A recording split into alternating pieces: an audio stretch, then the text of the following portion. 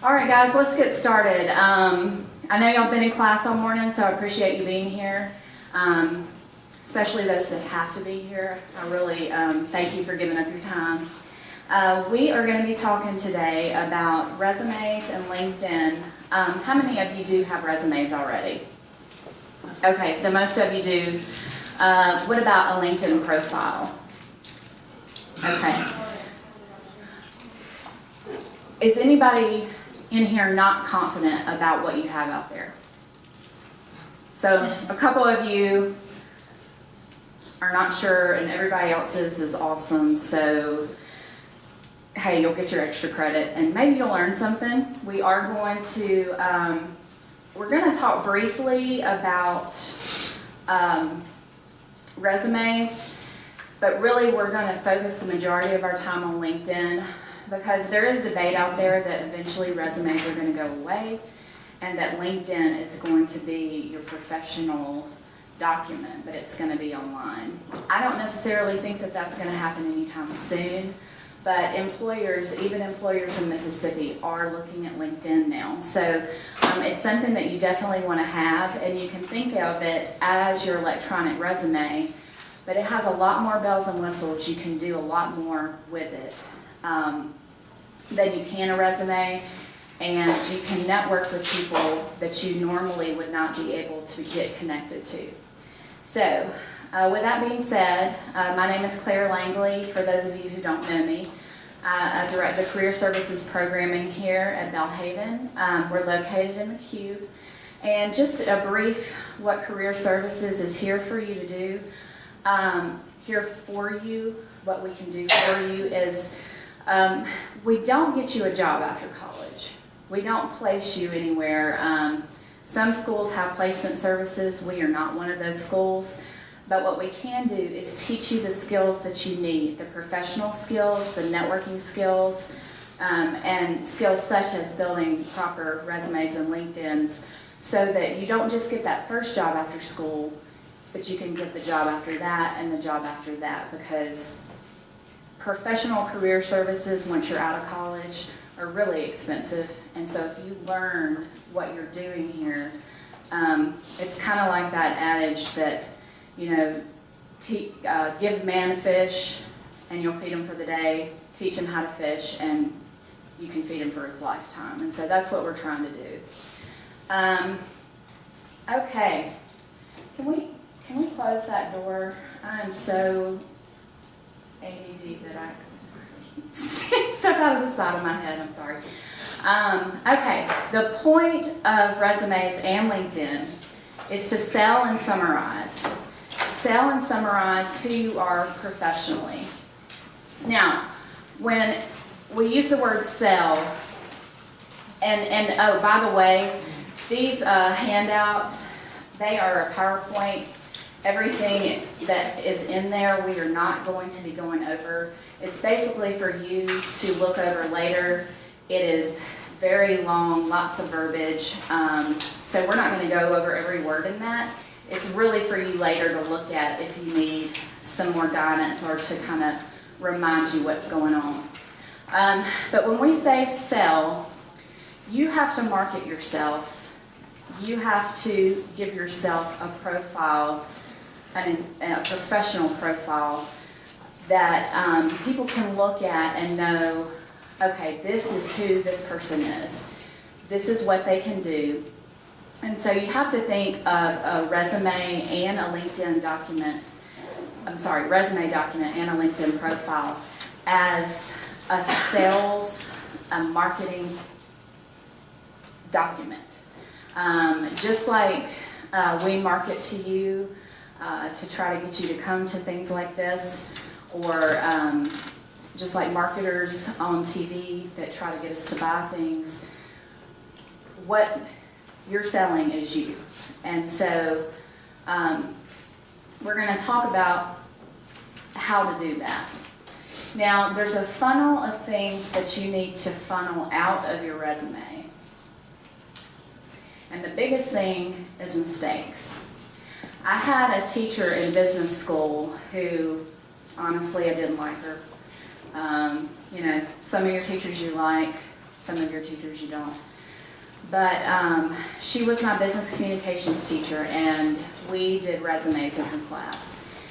And every mistake that we had on our professional documents, whether it be a resume or a memo or a cover letter, she took 5 points off for one mistake, which seemed extremely extreme at the time, because you make 4 mistakes, you got an 80, and she hasn't even started grading on the content. So if we missed a period, if we had a period out of place, if things weren't within their context, 5 points each thing.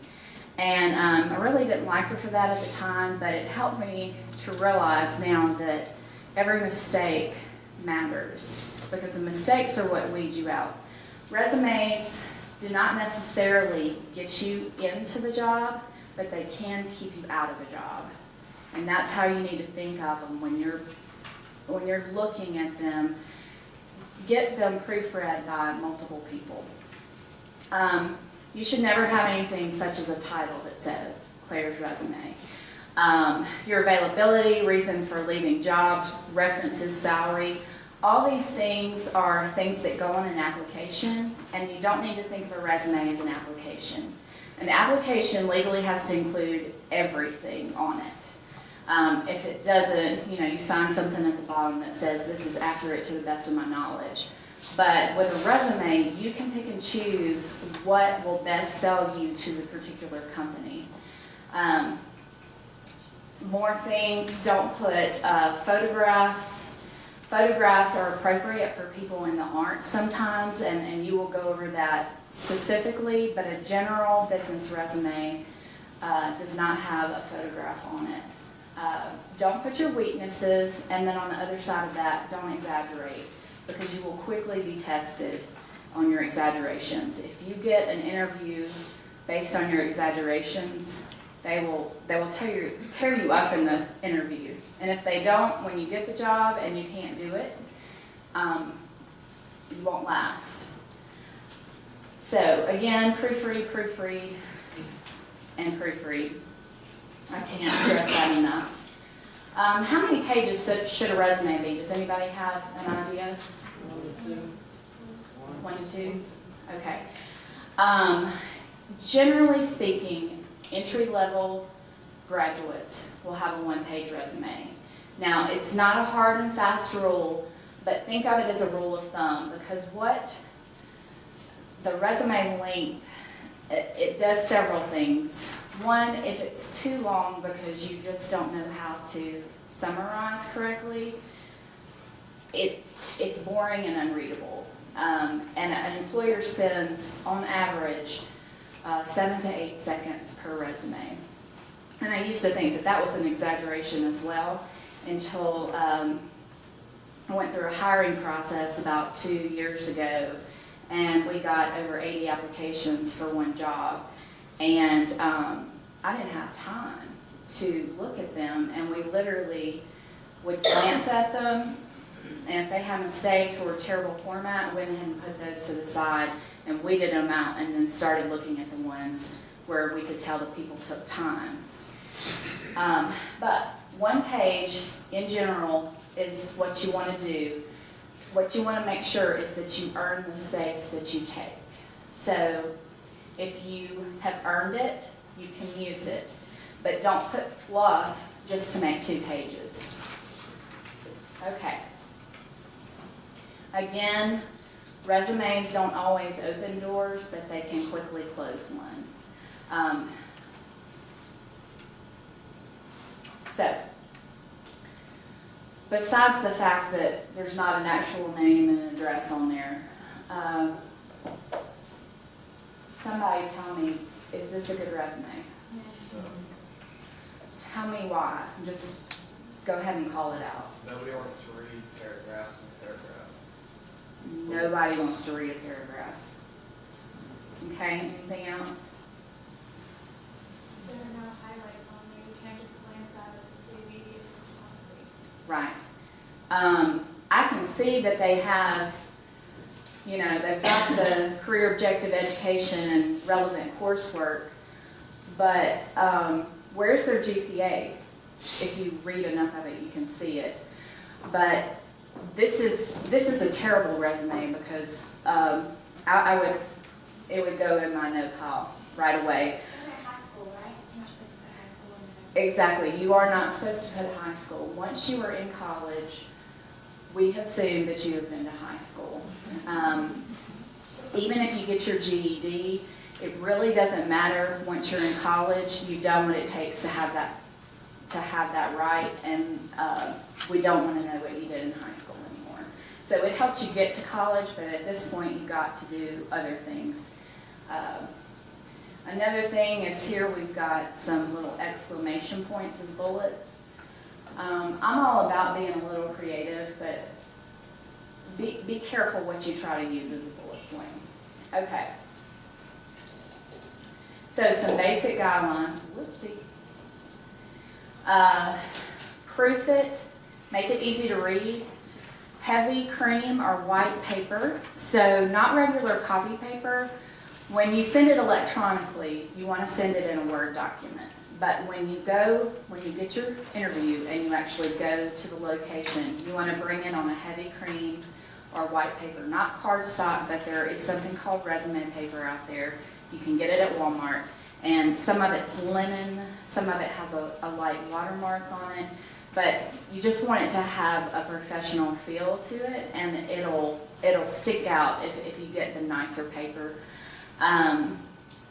If it's mail, it must match. So go ahead and invest in the envelope if you're going to mail it. Never use I in your resume. You can do that on LinkedIn, but there's no first person usage. Everything is fragmented. Be consistent. Use keywords. Have you heard about keyword usage? Can somebody tell me about keyword usage? Okay, there's this thing called keywords, and why it matters is because large employers that get lots of applications don't even look at the majority of their applications. They use a database that pulls out keywords for them, and if your resume does not have those keywords, it basically doesn't get a hit like a Google search, and it weeds those out. And so one way to insert keywords is to go into the job description and insert those into your descriptions of your jobs where you have transferable skills. So, for example, Morgan, what do you do for me at work? Social media. Okay, Morgan does social media. That was a quick answer. I was hoping for a little more, but we have, she knows what's going on. She inserts it into social media. She tries to keep you up and keep you interested in what we're doing. So if she can do social media here, and they're asking for a social media person, which would not be your job, but it's just one of the things they want you to be able to do, then she would want to include every piece of social media that she had used. She'd want to include that she was proficient in it. And so, am I making sense on the keyword matching? If not, come see me and I can help you a little more on specific ones. Okay. Resumes are chronological, skills, or mixed. And most employers want to see a chronological resume. And all that is you do a reverse chronology of your work experience and your education. So say you went to Hines Community College before you came here. You would want Belhaven on top and then Hines underneath. So your latest education on top and take it down. The same way with your work experience, which work experience does not have to be paid. I realize that a lot of you have some really great experience that you either get paid nothing for or you get some kind of stipend or scholarship. If those skills are transferable, meaning you can use those skills to do a different job that's similar, then it needs to be in there. So we're going to focus on a chronological resume because that's what most employers like to see. Okay. Who's tried to write an objective statement and had a really hard time at it? Does anybody feel really comfortable with their objective statements? Objective statements, I think, are one of the most misused part of a resume and can be the easiest turn-off for me when I'm trying to look at possible hires. If it is too long, like the resume we looked at before, and if it is too vague, I would rather you not put one than put one like that. It only needs to be 1 to 3 lines. It'll summarize your goals and qualifications. It needs to have the position that you're interested in applying for, so that objective statement will only work for that job application.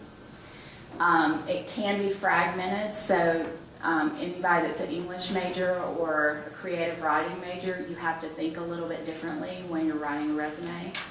And like I said, you adapt it to each job. Okay, here is the worst objective ever, and it's what most people have.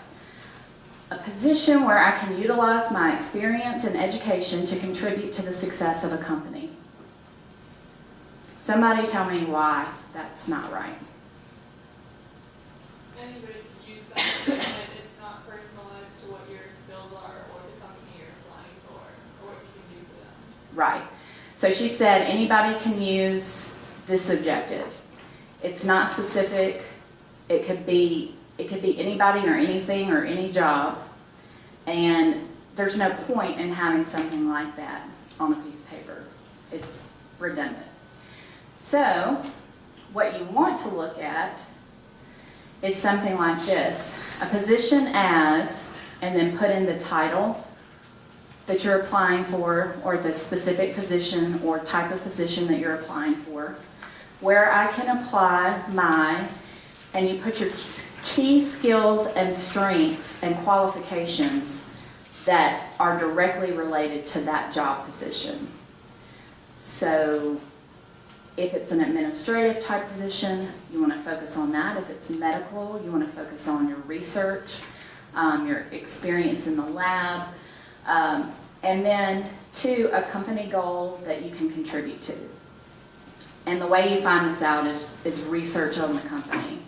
And it is much more impressive if you understand their vision and mission statement and you can tell an employer how you can contribute to that. This is going to be impressive to them, and it'll be worth having on there.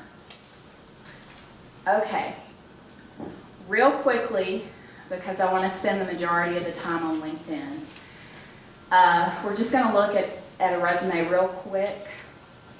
This is one of very many formats that you can use. We do not pass out formats in the Career Center because if we did, we'd end up with the majority of our graduates having 1 of 3 resumes. And it needs to have something that you actually like about it. And one of the things I suggest for students who come in to work on their resume is look online. Google is perfectly fine to do this. And you can look in the images and just type in resume formats. Or if you're a creative resume formats, or get more specific. But start looking through them, and there's going to be a lot of stuff on there that is definitely something you should never use. If you see a red resume, use your common sense that that is not a good idea. But if you will pick out 3 to 5 ideas and bring them to me and say, hey, I like how these look, I can tell you if they're appropriate or not. Okay, so to compare, we've got an oh my and a will buy. And my oh my is what the employer is thinking when they look at it. And they're like, oh my goodness, what were they thinking? And then the will buy is you have properly sold yourself and they're ready to hire you and spend their money on you. So let's look at Miss Anita Job. Funny.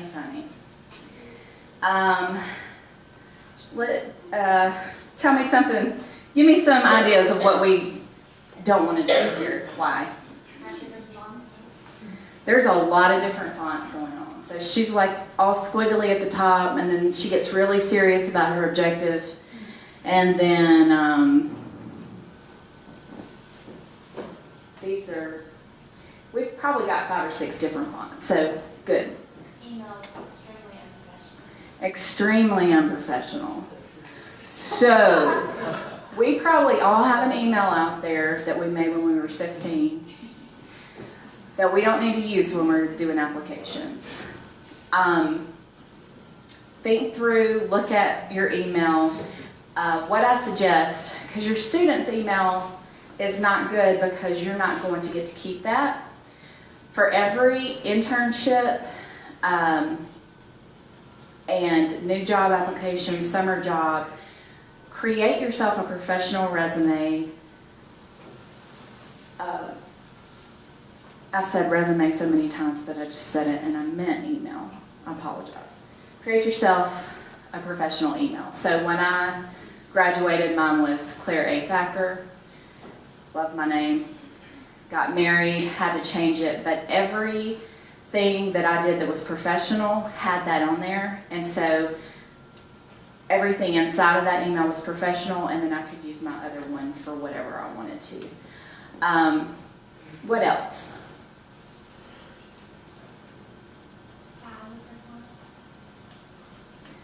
Yeah, she's changed font sizes. It's okay to change font sizes within the same font. Some people think you can't, but you can. Look here. Here you got objective, then education's in the middle, then previous jobs, which previous is not something you want to put. More work experience would be better. Another thing, these are centered. These are bulleted in all different kinds of ways. So when we look at this one and then compare it, oh, and one last thing. Can you see here we've got a date and then we've got one over here and they kind of squiggle all the way down? Those need to be lined up. And it doesn't matter where you line them. They just need to be in the same place, because the point of having a formation is that the format doesn't detract from the actual content. The other format detracted. This one, I look at it, I don't really think about the format, and I can just glance down and see what this person has done. So I hope y'all can see the difference there. Are you raising? Yeah, in education, do you suggest, because I know that there's a ton of courses, like if I apply for a teaching position and put, I've got all of the classes that I took were applicable for that job, so how many would you suggest putting down? Actually, on this relevant coursework, I actually suggest not to put anything that has to do with your major. If it's a given that you've done it in your major, say education, intro to education, that's a given. But the things that you've done that are not part of that major that could be relevant to the job, those are good ones to put in there. So this person has talked about web technologies. They're an English major, but they've taken a web technologies course, and not every English major does that. And so that gives them another skill that an English major normally wouldn't have. Does that make sense? So relevant coursework, if you're a business major, please don't put accounting 1 and 2, finance 1 and 2, econ 1 and 2. Every business major in the world takes those classes. But if there are some specific classes, say you're going to work as an actuary for an insurance company, the fact that you've taken statistics and advanced statistics and statistical analysis, which everybody doesn't get those courses because they're hard, that's going to be relevant. Okay? Does that make sense, the difference? Okay. To figure out how to get to my next slide here.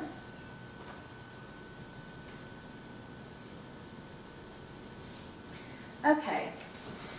Next, we're going to talk about LinkedIn, and we've got about 25 more minutes. And hopefully this will be a lot of information that you don't know.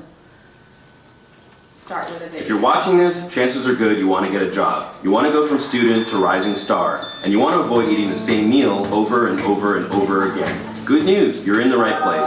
That's right, LinkedIn. It's not just for top executives, it's not just for old people with heavy briefcases. It's for you, and it's the perfect place for you to start your professional story. Say you want to get a job in New York City. You've never been there before, but that's okay because you have LinkedIn on your side. You start by creating your profile. You give it love because you know it's what recruiters are looking for day and night. It's your resume that never sleeps. It's your flashing neon sign that says, hire me, for the love of all that is good in this world, hire me. Then you start making connections. Alumni working in New York? Yes. Recruiters at top companies in New York? Yes. Your mom's best friend? Yes. You start imagining whose shoes you want to walk in. You think, wow, this is a lot of deep stuff to consider. You shake yourself out of it and start searching for jobs. Whoa, that's a lot of jobs for students. Time to get down to business. You start to tailor your profile. You start applying. You feel empowered, in control, like you should be CEO. That gives you an idea. You look up all the CEOs of all the companies you want to work at. You see one of them went to your university. Then it hits you. You see a clear path from campus to career. You feel like you can see the future. You wonder if you're psychic. Should you start a hotline? No, back to plan A. You keep tailoring and connecting and applying, and before you know it, you start getting responses. First a few, then more, then an interview, and then you're hired. And that's when the real learning begins.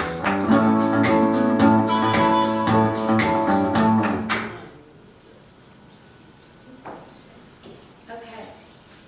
Uh-oh. Is that on? No, is that on? What have I done? Hello? Hey, okay. Okay, that video went through a lot of what you can do with LinkedIn. You could really take a semester course on LinkedIn. There is so much that is offered.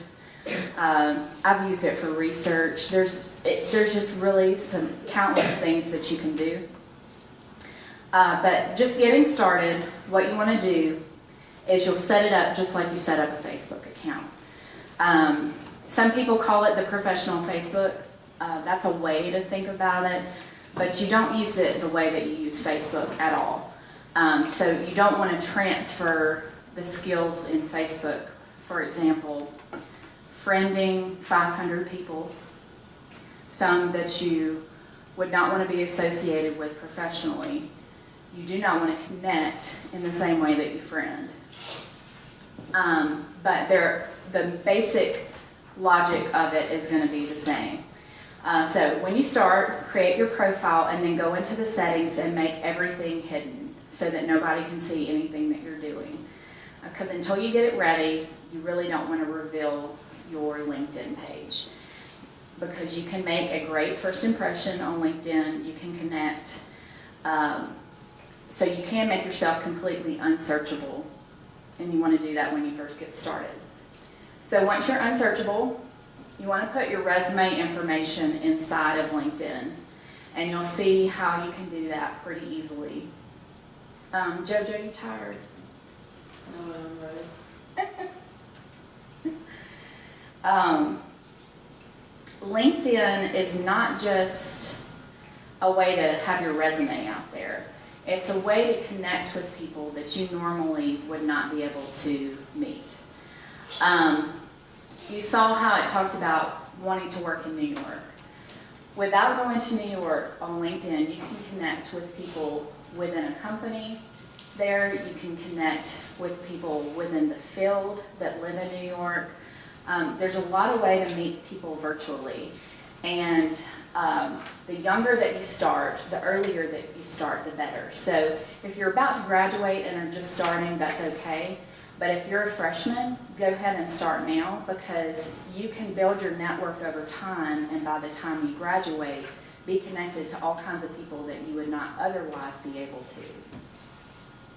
So what we're going to use for this is my LinkedIn profile, just to show you kind of how it works. And mine is by no means perfect, but I can show you some of what it can offer.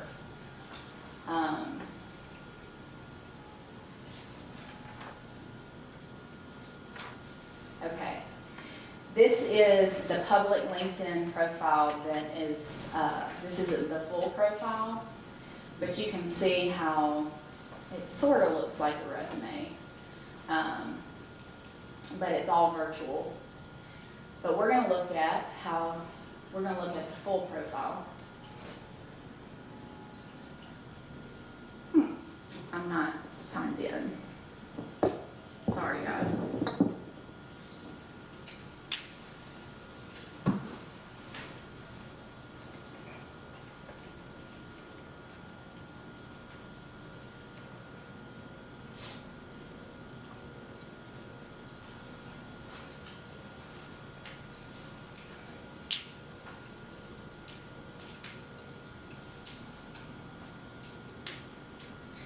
Okay.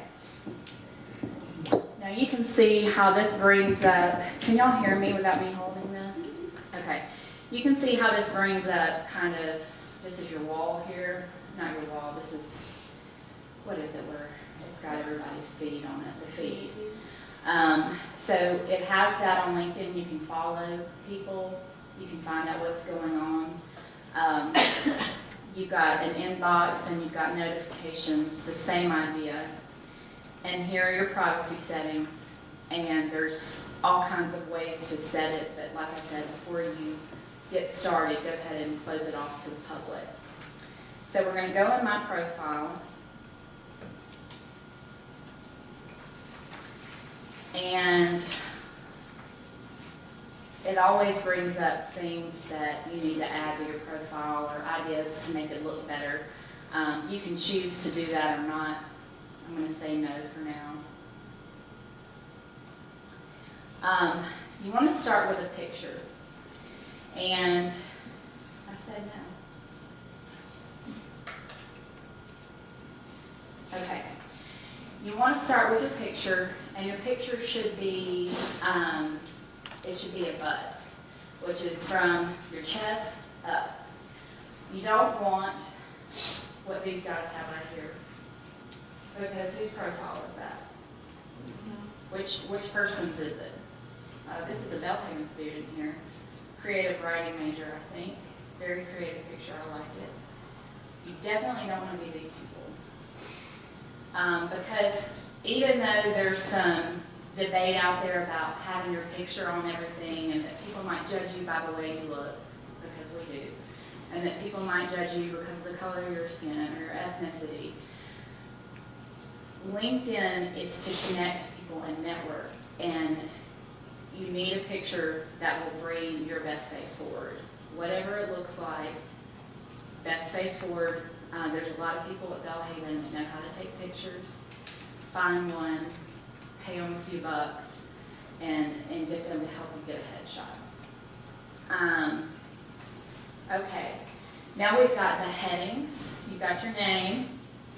And headings are, you can do different things with headings, but the two things I've done is I've put in my job title. And the only reason I've done that is because my title connects with what I want to do for the rest of my life. It helps that I'm a director of career services at a university, because I want to coach career and life coaching eventually on my own. And so I have connected those two things. And one reason it's good to put kind of a dream of who you want to be or where you're trying to go is because people will start connecting you with that dream. In LinkedIn, it will it has a very strong Google search power, and all that means is if you have a LinkedIn profile, you're going to be able to be Googled, and it's going to come up. So let's just look.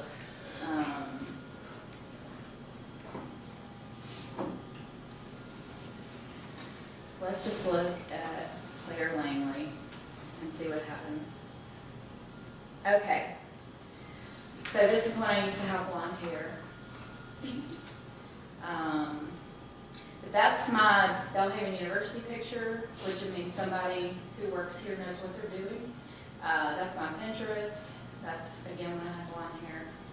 Don't know, I'm kidding, right? And this is my LinkedIn picture. Now, I'm not this antique lady, these first two that come up, but I am the third one. So because I have a LinkedIn profile, it pulls up my name early on in a Google search. Now, I am lucky that I don't have a common name, but another thing that you can do to help, I'll show you in just a minute. Okay, so let's go back to the profile. And this is your URL. Your LinkedIn profile has a URL or a website, just like every other website. And mine in particular says Clarity Langley Coach Life. Most LinkedIn profiles, which I didn't ask Alex if I could do this, but I'm going to, because it's for the public. So you can see his here. Can y'all see that? It says Alexander-Fortin 82-157-29B. What does that mean? I don't know. But you can tailor, and I'm not going to show y'all how today. You can do some research on it to figure out how you do that, because it's a very competitive advantage. Or if you come to my office and we work on your profile, we can start looking at stuff like this. But you can tailor your profile into, again, what you want to market yourself as. And so if someone typed in life coach, because LinkedIn has such a strong Google search power, it's going to pull up, I'm going to be pulled up in some of those. So that's just a strategy, kind of technical, so that's why I'm not going to go over it anymore. Your summary is, there's two ways you can look at a summary. You can look at it in first person, which English majors know this is I and me, right? Am I right there? Okay. Keep looking at you guys to see if I'm getting it right. Or you can do it in third person, which is she or he. The two reasons for this, and people do it different ways, and it's completely up to you. If you use I and me, you connect with your reader, right? So you're saying, hey, this is me, I want to get to know you, I want to connect with you professionally, am I the way you are? So this is a way to tailor your profile so it has a little closer feel to it, because a resume, you don't use any of that. Or you can use third person, like she or he, and you can write your profile and say, Claire Langley is an amazing life coach. She does this and that. I can't think of any good sentences, but can y'all see what I'm saying? With a third person, it gives you almost the illusion of somebody else is talking about you in this amazing way. And so it's a great way to market yourself, and a lot of people that have small businesses will do the third person, just because it gives the illusion that somebody else is talking about you in all these correct ways. So let's look real quick. We'll look at this in edit. Maybe we won't. It pops up right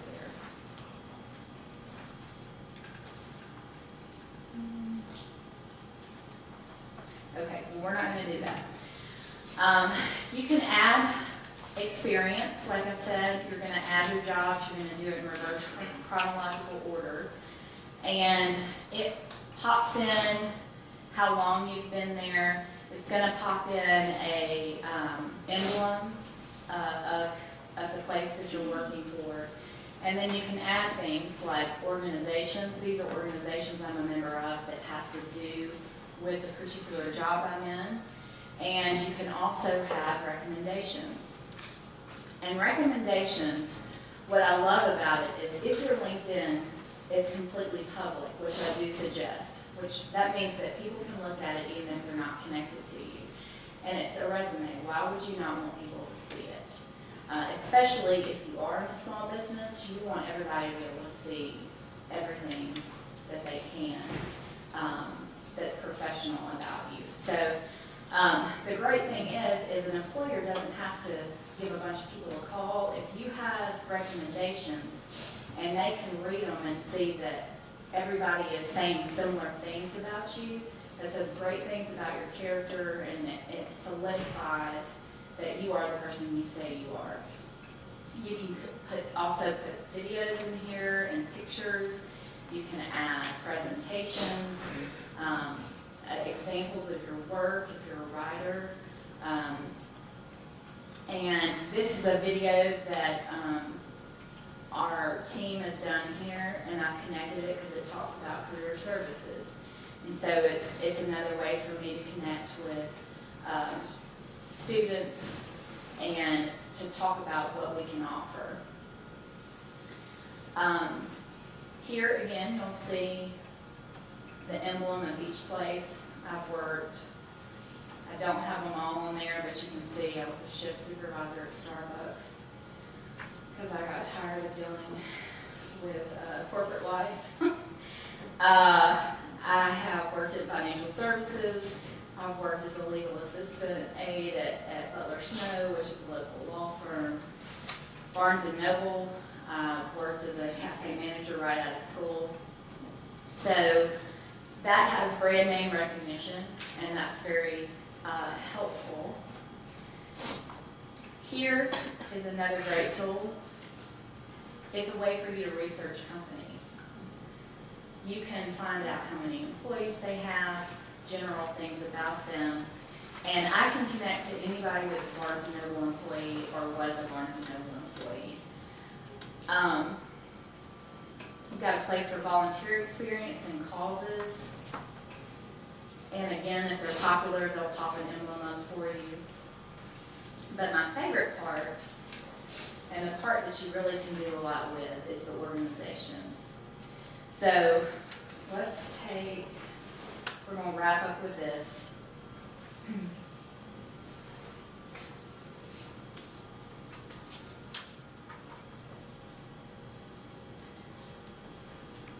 Let's take the National Career Development Association, and this is a really big one. I suggest that you join associations that are extremely large because you can really learn a lot within those. You can do research within those, and you can see who are kind of the leaders in different states that you might be wanting to work in.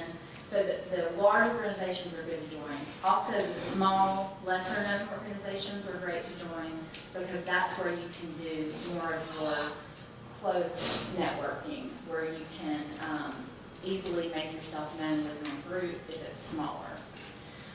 So one thing that you can do with organizations, which is really great, is that you can connect to anybody that is in that group, even if you're not a close connection to them. So the way LinkedIn works is you've got first connections, second, and thirds.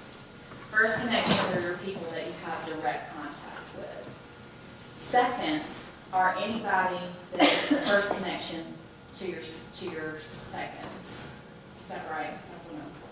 So if a second connection, you may not know them personally, but someone you know knows them. And so they can introduce you to that person. But what groups does, and then with the third, you can also get an introduction. But what groups do is if that person is in the group, you can actually send them an email directly. And that's really helpful because you can connect to someone who you have no connection to at all. There's a lot more on this. Like I said, there could be an entire class taught on this for a whole semester. But we are done for today. And I just want to ask you, do you have any questions that I can answer in the next 5 to 10 minutes? Oh, and what I want you to do with your cards, I think I said this, but make sure if you have comments or ways we can make this better, please let us know. Does anybody have any specific questions about LinkedIn? Yes, ma'am.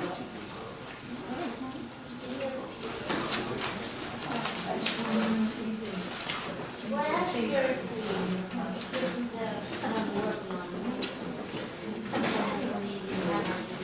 That's right. On a resume and LinkedIn, she's saying if it asks for your degree, what do you put? You do not have to be graduated to put your degree on there, and you don't have to put seeking bachelor's degree in social sciences. You just put it on there and you put expected or anticipated graduation 2014. And then they know that you're in the process of getting it. And you also want to spell that out. You don't want to put BS in business. You want to put Bachelor of Science in Business Administration with a minor in marketing.